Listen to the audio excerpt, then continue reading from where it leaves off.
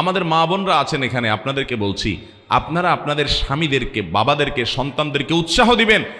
আপনারা যদি সঠিক হয়ে যান তাহলে আল্লাহর জমিনে সব সোজা হয়ে যাবে।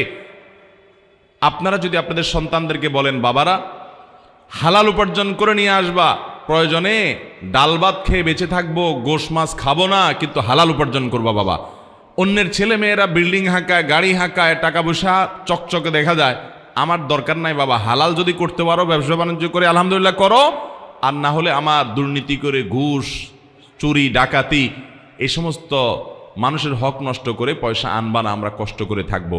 এইটা যদি আপনি করতে পারেন, আপনি ভালো মুসলমান হতে পারবেন। এটা খুব কঠিন কাজ, কিন্তু নামাজ পড়াও সোজা, ইমান রাখাও সোজা, রোজা রাখাও সোজা, পর্দা করাও সোজা, কোরআন তেলাওয়াত করাও সোজা, ওয়াজ শোনাও সহজ।